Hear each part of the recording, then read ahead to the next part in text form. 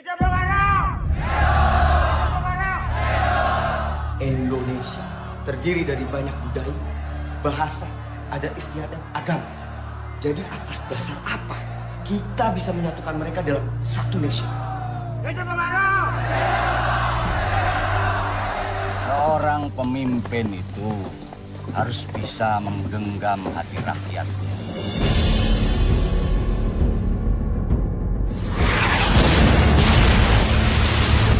Karena kita sangat kaya, tapi kenapa kita selalu kelaparan?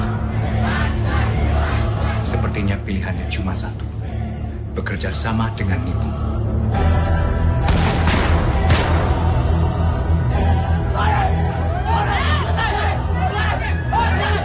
Bung harus melepaskan diri dari mereka. Nippon masih kuat di sini. Nippon sudah kalah.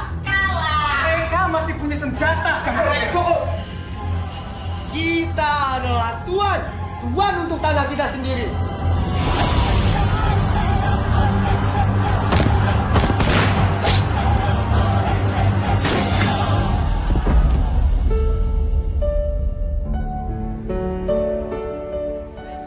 Sebelum dinamakan Indonesia, Patih Gajah Mada menyebutnya Nusantara. Siapa nama kamu? Fatmawati, Pak. Andai kata Bung Karno itu masih bujang, tentu tidak jadi masalah. Mencintainya, Ayah. Katakan iya kan?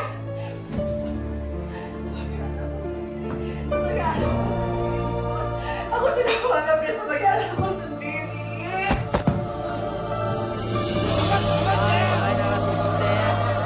Kita ditindas oleh sistem kolonial. Berterialah! Kita harus melawan! Kita harus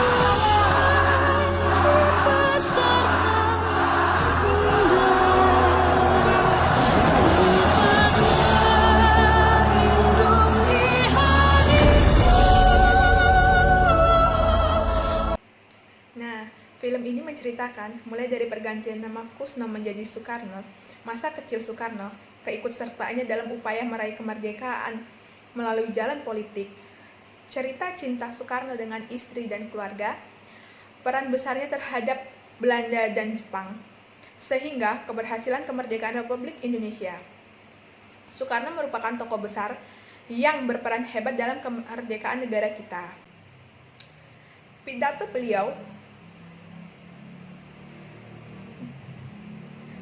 beliau selalu berhasil memikat hati para rakyat dan mengobarkan semangat perjuangan. Kecakapannya dalam dunia politik membuat dia kerap menjadi pemimpin dan ketua dalam organisasi-organisasi baik yang dicetuskan oleh rakyat Indonesia sendiri. Hal itu juga membuat beliau sering ditawan, dipenjara, dan dibuang penjajah dari kediamannya. Soekarno juga menjalani kisah cinta yang sangat sulit. Dimulai dari perkawinannya dengan Inggit, yang tidak menghasilkan keturunan hingga harus mengadopsi anak. Kemudian, jatuh cinta lagi dengan salah satu murid yang ia ajar di sekolah ketika dibuang ke Bengkulu, yaitu Fatmawati. Beberapa tahun selanjutnya, Soekarno berpisah dengan Inggit, dan ia menikahi Fatmawati dan menghasilkan 3 orang anak. Secara garis besar, film ini banyak menceritakan perjuangan-perjuangan hebat yang dilakukan Soekarno bersama Muhammad Hatta dan rakyat Indonesia lainnya untuk meraih kemerdekaan.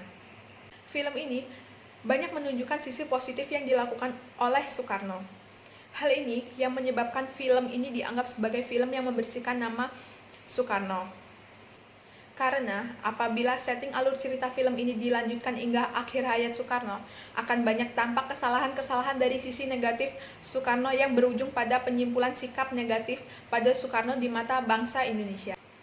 Namun, di luar semua itu, film ini telah banyak membuka kembali mata kita tentang peran besar Soekarno bagi kemerdekaan yang telah diperoleh negara kita, Republik Indonesia. Sekian dari saya, terima kasih.